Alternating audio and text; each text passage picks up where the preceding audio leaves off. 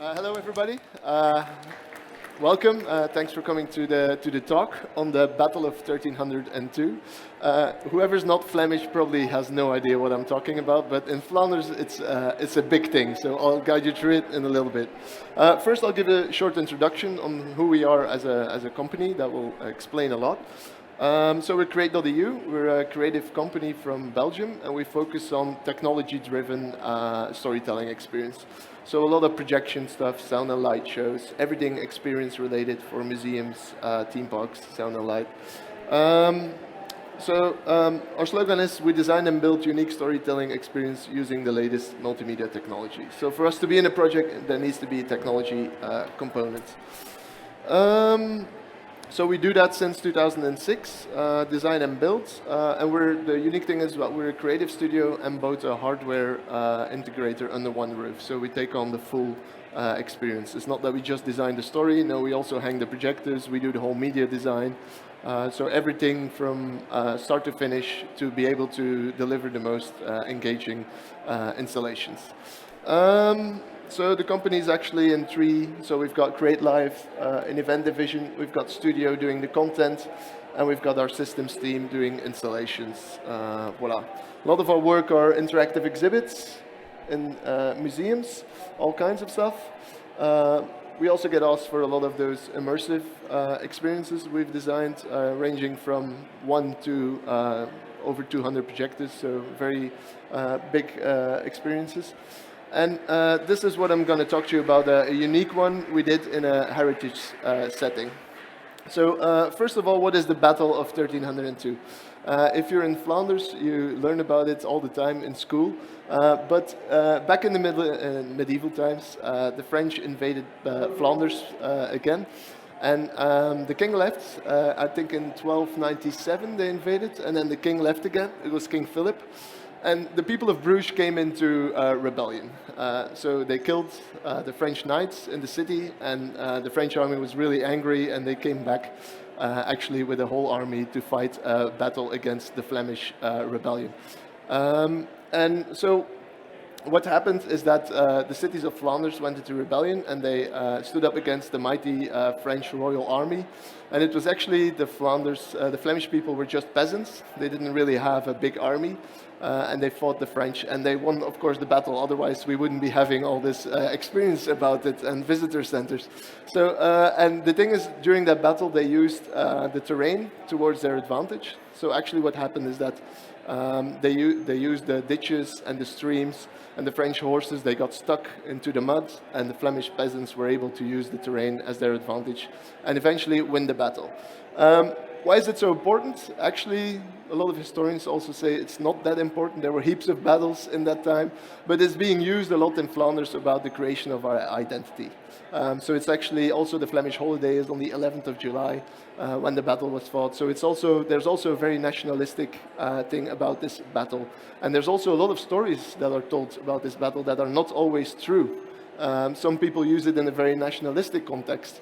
Others use it more as a historically correct context. So about this experience, there's also a little bit of sensitivity concerning it. So there's the historical correctness, but there's also the sensitivity of the nationalism. So the city of Kortrijk, where the battle was fought, they actually wanted to create a new experience. They had a museum about it. I think 5 years ago it was closed, and they wanted to create a new experience about the battle. Mainly because the previous museum was outdated, and they have this very nice church in the center of Kortrijk, a medieval church. And this is actually the location where the battle was fought as well.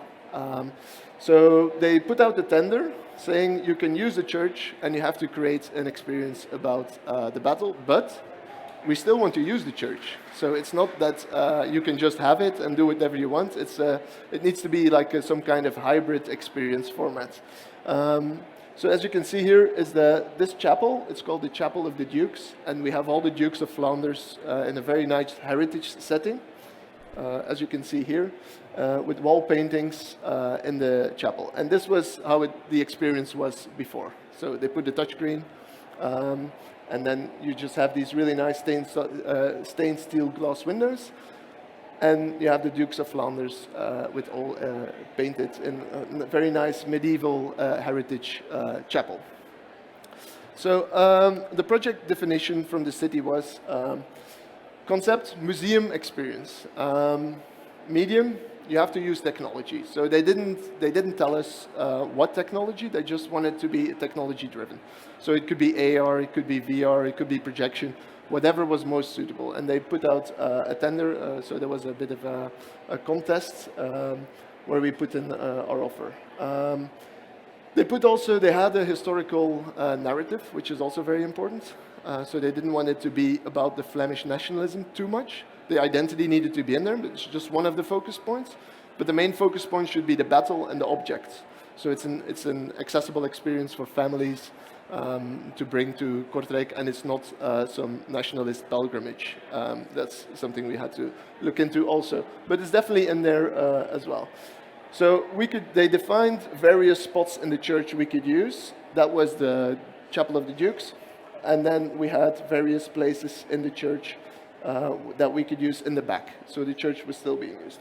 So we said, yes, right, knights and battles, and we really like that kind of stuff. It's like being a little kid again and being able to make this. But then, yeah, how do you bring an experience to a church that's still being used? They still want to use it to ceremonies. How do we go with the heritage part? How are we going to bring all that technology in there? So we started brainstorming about concepts, but we very quickly realized, and the client also, there had to be some kind of compromises made. It's not possible to do a wow experience in a bright church where you can't make any noise. So we had to really think about all those things and create a concept.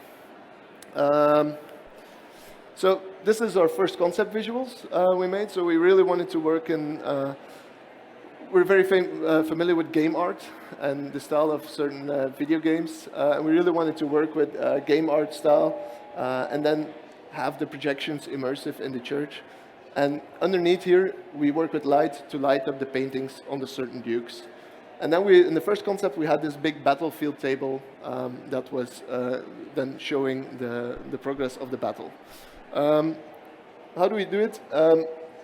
In the back here, we promote to have stands where people sit and they can explore, they can enjoy the experience.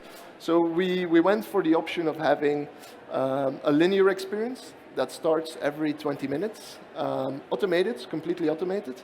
But we did have to darken the church to create that. So here's some of the concept art we created. And here you can see the layout of our final concept. So first people walk in, this part of the church is being still used. We have a bit of an introduction area where they get some information on the battle. Then we have the chapel with the immersive installation. We have the stands where people sit back and they go back a little bit so they don't have stiff necks because the chapel is quite high. And here we installed audio, just headphones, fixed headphones, and it's very easy. You just walk in, select your language, and you follow the experience. Then we had to blind, with automated blinds, the steel stained glass windows, and that happens automatically. So we control them that every 20 minutes the blind close and a new projection show starts. At the end they open, and then the sunlight comes through those steel stained glass windows, and that's a very nice effect between the digital layer and then the real stuff. And then here we also have an interactive table with information on the dukes, because the dukes are not really linked to the battle, it's just they're there, so we have to give the information. That works with a light installation. Then we created a wonder experience table for more in-depth information on the battle. So you have the experience, but then if people really want to have more in-depth information, there's also games in there for kids. There's objects about the battle. So we created like this multimedia table here. Then we've got the chest of Oxford in the back, which is the only object that really shows the battle. It's a 14th century chest where the battle is carved into the wood. And it's actually been given from the city of Oxford now to the city of Kortrijk for this special occasion. And then here we have some information on the identity and the Flemish identity that was formed during the battle. Some information on we're working in a high top heritage location, so we had to be really careful about what we do. but the city really approved that we really need to, if you want to do projection, it needs to be dark. Simple as that. From the minute you have a bit of sunlight, you lose contrast, you lose the experience. So this was the compromise they had to make. They didn't want to completely darken them, so we came up with the automated blinds to get the project moving forward. And it's actually it blends really nice into the atmosphere. We also use the same texture in the blinds as the limestones, so they don't really, there's not a big difference between the walls. And also, we installed them in a way that we didn't have to destroy any of the stones. It was all in the mortar installed, so we were able to do a very nice installation. So this is the concept render on the blinds, which was then approved by the Heritage Agency to get that inside the church. Our first concept, where we still had the battlefield table here, that was then removed down because we still wanted to use this space also for events if possible, so the table wouldn't be disturbing too much. So let me take you guys into the workflow on how we actually create these immersive experiences. So as you can see, it's all about the canvas. We're really used to working on diverse canvases, but unlike a 16:9 screen, you have to really draw your visitor to where it's happening, because everybody's looking around. There's 16 projectors, so you can go in that direction, the story, where does the audio come from. So you really have to guide your visitor and where you want his eye to be at that point. So what we used is, these are other installations we did on diverse canvases, most of them boxes. That's a lot easier. Here you can work more in a 360 environment, but in the church, this is another one we did in Ghent on the Van Eyck. This was really high. But on this one, we really wanted to tell more a story, so not like you have these immersive art things, which are, a lot of the times these days, it's more like just, I call them screensavers with audio, where you have animations. And we also wanted to tell a story. So in our design, there's really, there's characters. We work with a scenario writer. All the people who were important in the battle have a scenario. They're in there. So we wanted to work with the steel stained glass windows to tell the story. So we created all the animations in this template and then projected them inside those. And then we did the 3D, so we do 3D scanning of the whole church. And then we defined the optimal positions for projectors and installations. So it's optimal, first of all, in terms of budget, in terms of resolution, so everything to create the best possible experience. And then, these are some examples of the projection study. Let me see, and then this is kind of, it's a bit technical, but this is kind of the map that we work on. So it's like you make a shoebox and you fold it open, and then you make your content and you fold it back again. It's pretty much what we're doing. So we're making it on these templates, it's rendered out, and then it's projected and stretched out again into the church. That's pretty much how the workflow of these things go. So then we went into the research, because historical correctness is very important. And there's also, there's no images, there's no source material, there's nothing. There's just the people's imagination and a lot of stories that we don't know if they're all that correct. So we worked with a lot of historians, and they supplied us with all the source materials and references to how the knight should look, even up to the point like a French dagger is like this and a Flemish dagger is like that. And so we really worked into the historical correctness of the story. So there was a lot of research involved in the first phase. And then we always go to the next phase where we start writing our story. And this sounds a little bit like this. The Count of Flanders declared himself no longer bound by his liege contract with the French king. Of course, that meant war. So Philip the Fair sent his army to Flanders. His soldiers marched, murdering and pillaging through our county. They set whole villages on fire, robbed farms and abbeys bare, raped nuns and killed peasants. So to take the lead in our animation, we always start with the audio story. For us, it's really easy if the story is approved by the client.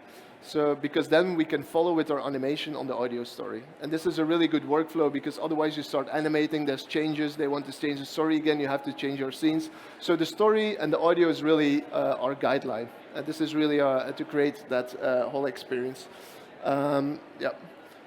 So and then we start with basic storyboarding.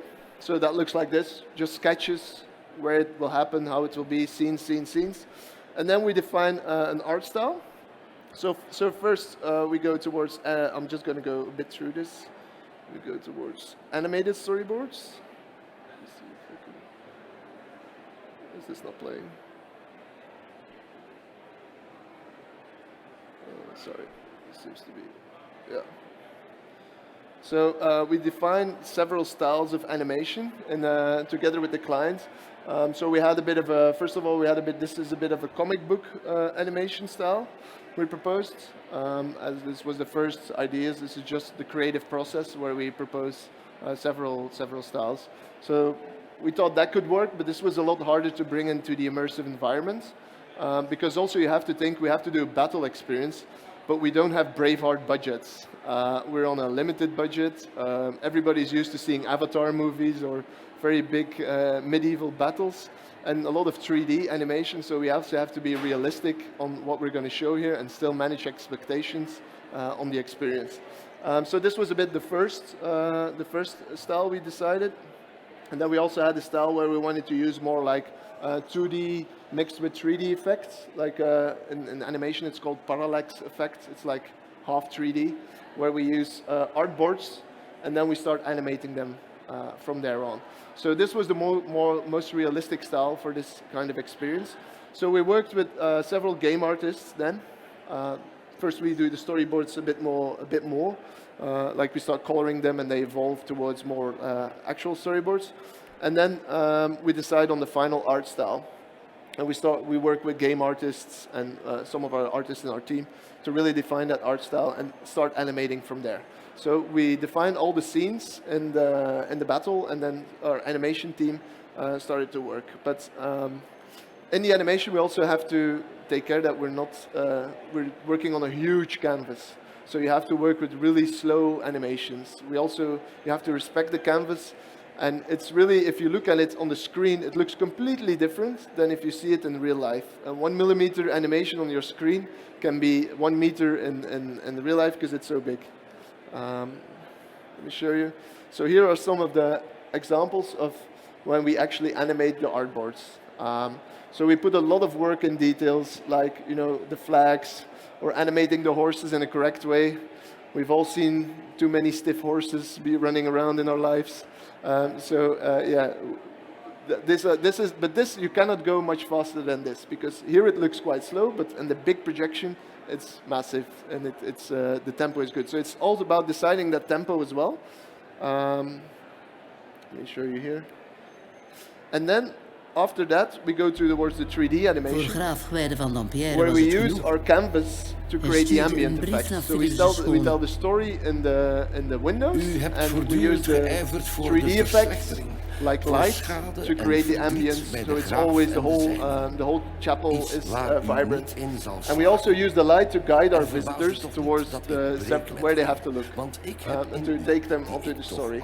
And these lighting effects, they really create a very nice ambient atmosphere. Even if you do, like, for example, little candlelight glows and things like that, it really adds to the experience.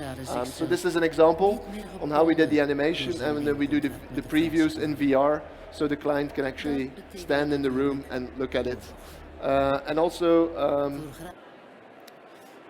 so these are then some of the artboards and some screenshots of the animations on how we made them. In terms of color use, we always want to have to work with really high contrast colors. You cannot work with a lot of white and light colors, because in projection you just start blowing each other away. The projectors produce too much light, so you always have to go into like a high contrast dark colors to get the best effects. Like these kinds of scenes work really well, and then we add like certain layers to the animation to really play with the architecture in the space. As you can see here, these are then some of the animations that were designed. Yeah. This is also handy. We preview our animations in our office. We have this own immersive room to really look with the artists on having the animations in real size. Well, not real size, but at least big in front of them, so they can look at the colors and they can look at the animation. But it's really important to preview in real time with projection, because it looks always completely different on a screen than it does on a projected environment. And then the second part of the installation was this multimedia wonder table. So what we have here is the battlefield table. We installed these VR goggles, not permanent because we don't like permanent VRs too much, but just like time scopes where you can look into. And it's quite nice what we did. I really like this actually. So you look into them, and on the opposite sides of the battlefield, you get this perspective we created from two sides of the battle. So this is actually the perspective from the French knight attacking. You have to see it in VR, so it's actually in stereo. So this is the perspective animation from the French knight attacking. And we had Rudy Franks, which is a famous Belgian war correspondent, and he is giving the commands. So it also works very nice if you have some famous people having their voice or lending their voice towards a project. It really adds to it, and because people are familiar with it. And then on the other side, we had the same view, but then from the Flemish. So you look into the goggles, and one's the French knight, one's the Flemish, and it's the same experience that you have. So, and then we also have all these games and interactives for kids to know more about, get more information about what actually happened there. There's also some objects there, like they can put on a helmet and wear a Malian collar and things like that. So the kids really like it. We wanted really to have a family experience. And this is then the battlefield experience. Here we used a mix of, we didn't do it with projection because we wanted to put in the objects more. And it was also very hard to hang the projectors in the big church with the 20-meter high ceilings. So here we used, and this works very well as well, we used LCD screens with like plexi glass on it, and we light them, and they're very high brightness LCD screens. So you get a nice like effect of the things lighting up. So that works really well. And then there's the Chest of Oxford as well, with some of extra information on it. And then this is the final battle experience, as it is. So here you can see some photos of that. And as you can see, it's very close to what was rendered in the concept. The final result is very close to that. You can actually see here is the render, and there is the actual photo. So because, we as a creative agency, we always want to go towards, do what we promised. We've seen way too many renders, people winning concept with renders that never happen. So we try to keep it real. And then this is a video on the whole experience, which I'll show now. So you have the automated blinds installed. Then it's not as dark as it is here. The images and then they come close. back.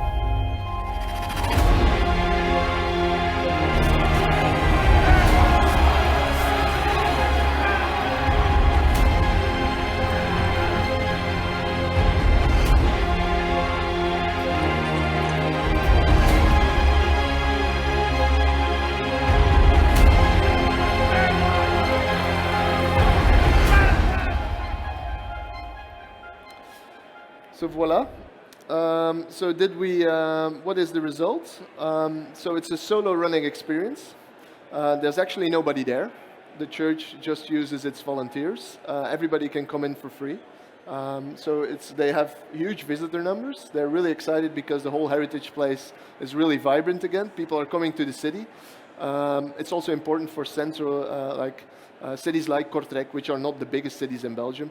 But they have to draw visitors, and people don't go shopping anymore. So for them, it's really nice that people come there for a family. They have the experience. Their heritage is being used in a good way because the chapel was just empty before. We do the support. We do remote. It's basically everything is automatic. They just press one button, and it starts in the morning, and press the other button in the evening, and it stops. So it's very, the experience is very much standalone. It's very limited as well in staff and running cost. So because that was also one of the requisitions in the tender, because they didn't want to burn money on having 5 people to really have an experience there. It's a lot of cost. It's better than you invest at the start of the project then, and not have the big running cost. And they have great reviews. They're now going to do a test with free donations because the reviews are very good, and they're just going to see if people can give whatever they want. It's a church, so that's what you do. We'll see about that. And yeah, they're 200% happy, and they're very, it really blew their expectations for exceeding. Voila. I think I'm on time, eh? Yeah, I just want to do Q&A though. Yeah, do you guys have any questions? Yeah, and we're at P10 for the questions. I had to say that. Yeah. So where's your stand? P10. Yeah. P10. Hi. Just a curious question. How long is that experience Well, in terms of time? The multimedia, the main show, that runs for 25 minutes, and then you can extend your stay like as long as you want with the information screens if you really want to go in depth. So I think it's about 40 minutes, 45. If you really want to go dive deep into it, maybe an hour, but that's the maximum. Yeah. There's a question behind.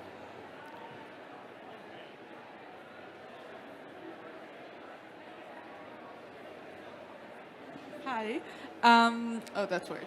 How much does it take time to make those kind of experiences and costs for an institution? The project was tendered, I think we won it in September, the final, because it was a negotiation procedure.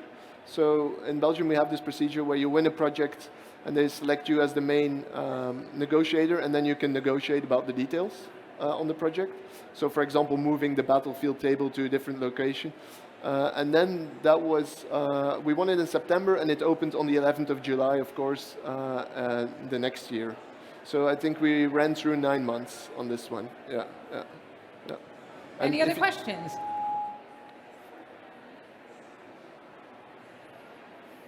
Hello, was there any consideration for the light damage and any light damage to the paintings that were being illuminated? Yeah, we don't project on the paintings. We only project on the walls. Sorry? So when you're illuminating some of the Dukes of Flanders around the edge? Ah, yeah, the Dukes of Flanders are done with special lighting, and they're really low lux. And they just get 1 times the light when you press the interactive, so they're not constantly lighted. It's actually way better than before, when they had the constant light. Now they just have light from time to time. Yeah. Hi, I was just interested if that video is available. Oh yeah, it's definitely, I can send. To see online. Yeah, I can send it as well. It's online as well. Yeah. Great, yeah, thank you. Definitely. Any other questions? Yep, got a hand back there. I was wondering, was this a subsidy from the Flemish? Yeah, Flemish government. Yeah. This was a project they subsidized completely. Yeah. From Flanders. From Flanders. Yeah. Okay. Yeah. I would like to know how many languages. You mentioned you have several languages. It's in 4 languages. Okay. So yeah. Is that the most popular? In Belgium, we always have to do at least 3 because we have 3 official languages. Okay. Yeah, and then we have a bit of German as well. It's a gift after the war, but we have to do everything in 3 languages. You're welcome. I don't know how and to then respond we've got to that. English as well, so it's 4 languages. I think another question is going to be about how did you work with the lack of Wi-Fi or anything? Did you have Wi-Fi there? No, the system itself is completely closed. We did all the cabling and the AV study and everything ourselves. So everything is in a completely closed control system. Yeah. So that can make a good solution for other heritage sites that suffer with. Yeah, big for these walls kinds that of they can't- experience, we like to have everything under control. So we don't want to rely on anybody else's Wi-Fi. So we just cable everything and have it running. Running. Because it's also the people from the church, the volunteers, they're not very tech-driven. So it's just press the button, and that's where it stops for them. Yeah. Okay. Any other questions? Got Yes. one in the front. She needs the mic. Sorry, Bob. Hi. How many people can you actually seat in the immersive experience? 45. So 45 Yeah. every 25 Yeah, minutes? yeah, on the, in the different seating areas. And there's also a special area for disabled people, and the whole experience is accessible. There's also government related. It's important for them as well. Yeah. So. Is there a fee to enter? No, it's free. So anybody who goes to Kortrijk can just go there and enter. It's government subsidized, so they wanted to have it free. Yeah. Cool. Any other questions? You can see him on the stand, but you might as well ask your question now because he might be busy afterwards. Voilà. Well, that was really good, Bob. Very good. Do you have Thank you very anything much for else you listening. wanna add? Thank you. Bye-bye.